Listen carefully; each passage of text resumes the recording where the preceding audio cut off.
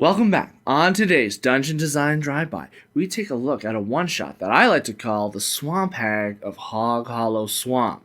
I'm Mark William, and you're watching By DND.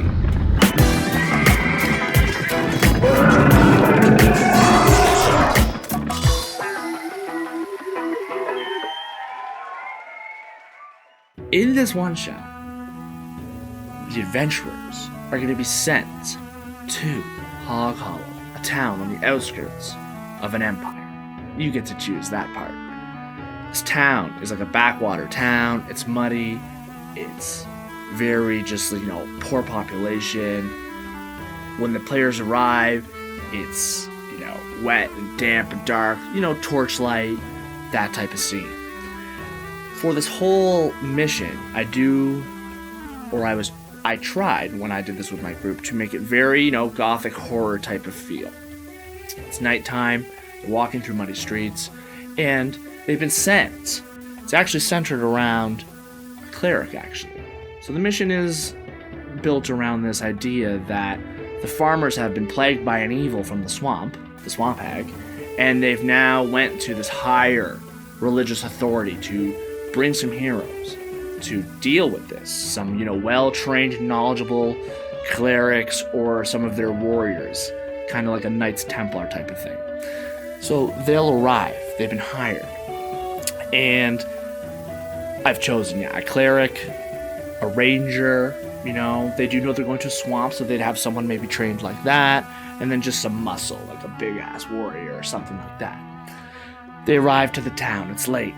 And, peering out the window is the farmer who did hire them from the town of Hoghollow. And he says, come in. So, of course, the players will hopefully be like, okay, we know we've been hired. We know we're here to deal with some evil. But what's going on with this in your swamp that's near your town? And so the farmer will invite them in and tell them basically the whole story. So his parents made a deal with the Swamp Hag to basically not sacrifice their children, but the deal was that their children would sacrifice their children. So basically the grandchildren would basically skip a generation to appease the Swamp Hag. So that deal was made, and now that those kids have grown up, it's their children that they're going to have to kind of sacrifice to keep the Swamp Hag from basically destroying the whole town, or just it keeps her at bay basically.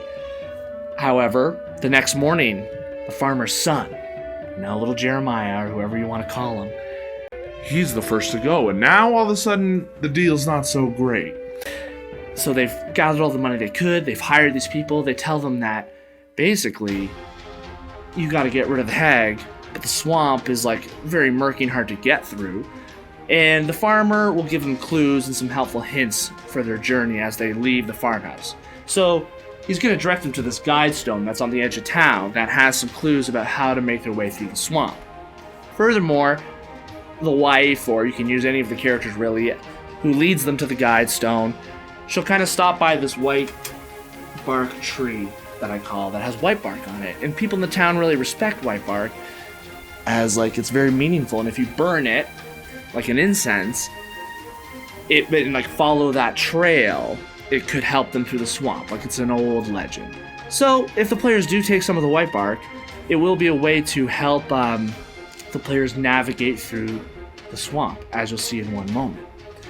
So after they kind of get the lay of the land, they understand why they're here, there's this terrible deal that they're here to solve, the players will get to the guide stone. Again, torches should be lit, so their perception checks are going to be low if they don't have dark vision, or they don't have their torches out and lit at this point. But on the guide stone, there'll be a line of a spell, or some history about the fact that the Swamp Hag was actually cursed a long time ago, and if you recite these lines, like a magical incantation, and you find all the guide stones and get the lines, it will help you defeat the Swamp Hag. So that's kind of the lead for the players to follow. However, at this point, the players will make ability checks. So for example, since this is centered around the cleric, I would have the cleric make a religion check and, burn the white bark. Make a religion check. Perhaps the DC is 14 on the first guide stone. And whether they succeed or fail, tells them whether they find the next guide stone or perhaps don't find it and get lost. So the cleric will be making that check. And I'd really like just have the cleric do it. It's kind of like, if this is her wheelhouse, it's a religious check, and they'll do it. So say they rolled a 13 or something, you would just move the characters further into the swamp. And why I set the board up like this, because I can manipulate it whether they find the guide stones or don't find the guide stones. So if it was DC 14, they would come to an encounter basically. And and whether they fail or succeed, there could be a consequence there. Maybe it is they just get lost. It can be kind of whatever you want. So for example, when I ran the game, I had like a soldier lying face down in this pool, the swampy pool. Can't quite see who he is. And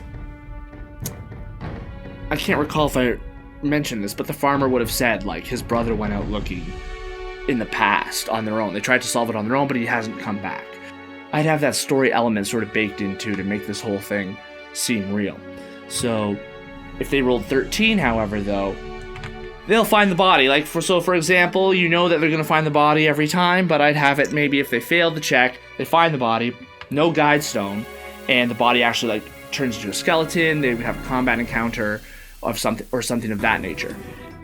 If the cleric rolled above DC 14 and found the body, perhaps they actually do just find the sword he used, a magic weapon to help them take on the Swamp Hag. This guy went out looking and he took the town's best sword, but the players can maybe pick it up and use it from there. So at this point, they'll make another check, and this is where the ranger will come into play. So there's no guide stone to go off of anymore. I would have sort of the ranger, now that they're out here in the swamp and the wilderness, make a survival check to see if he can just somehow use the environment to find where the next guide stone might be. However, if they fail 2 checks, so if the cleric fails and the ranger fails, and I suppose you could have the warrior make a check too, I would do it at disadvantage, because it is true. It's I want the cleric and the ranger's abilities to kind of shine. If they do fail twice in a row, it's just they go back to the start. It's wandering through the woods, and it's oh my god, we've been going in circles and we're back to the start. They have to re-find their way. So again, the cleric will make a check. Hopefully she succeeds this time, and they find the guide stone.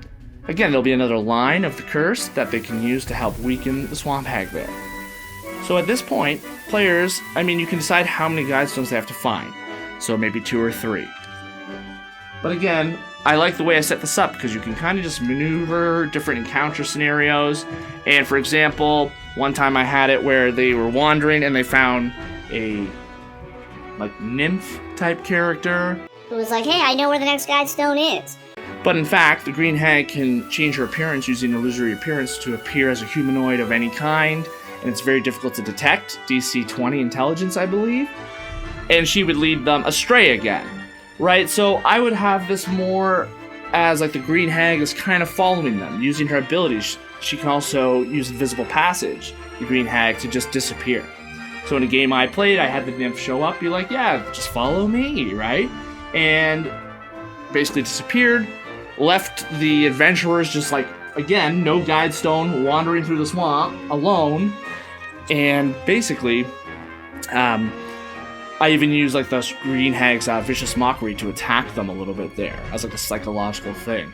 So a lot of trickery going on, and I would take advantage of all of that as they're wandering through trying to find these guide stones. Now, this is once they find 3 guide stones, let's say, pull one out the edge, they're gonna get the 3 lines that might help lift the curse on the Swamp Hag herself. And at this point, I'd have the players make checks, intelligence saving throws, wisdom saving throws, to see how well they recollect the lines, because then they will find the Swamp Hag in her lair, getting ready to go pick up that poor innocent child that was promised to her from the town. And the players will say the words, and I would have it again, I would have this adventure for players that are level 1 to level 3 approximately. It should be dangerous. They shouldn't have an easy time through this, so hopefully they're weakened throughout the swamp, And then the Swamp Hag, if they recite the words correctly, well then, I might reduce her hit points, reduce her damage amount, maybe take away some of her abilities that she does have. However, in the game I played, the group did make it through the swamp. They confronted the Swamp Hag, but really didn't get the words across correctly. They couldn't remember. They made some terrible rolls, like with their ability checks. And so it was like a full-powered green hag, and I believe they were level 1 characters. So the hag like made swift work of them, and it was a TPK, and that's what happened. Again, this is a one-shot, so I don't mind that. You know, they could have found the magic sword. You could have given them extra help along the way. They could have remembered the passage to weaken it, and it just didn't quite work out that way for that group. So again, the group laughed about that, and basically it was a failed mission, and Hoghollow is just stuck in their terrible, terrible situation, I suppose. So that's basically it for this dungeon design. And just a lot of easy utility. Terrain is always difficult to kind of use, I find, and setting up big dungeons all the time can be tough. So I like the idea that I can kind of just quickly manipulate this as they're like searching through the swamp, and I can just build encounters in the moment. I think I even had an alligator one time pop out because they made a bad roll, and now they're fighting, right? So the better rolls they make, the quicker they get there. That's kind of the idea. And then the green hag's kind of like hassling them the whole way through, maybe invisibly, or maybe as a different creature that's like enticing them to be misled. Anyways, thanks for watching. I hope you enjoyed this dungeon design. We're going to keep cranking these videos out, so stay tuned for that. And that's it for now.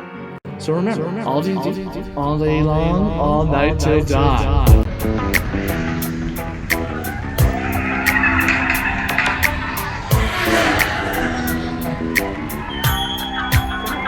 So remember, all day long, all night till dawn.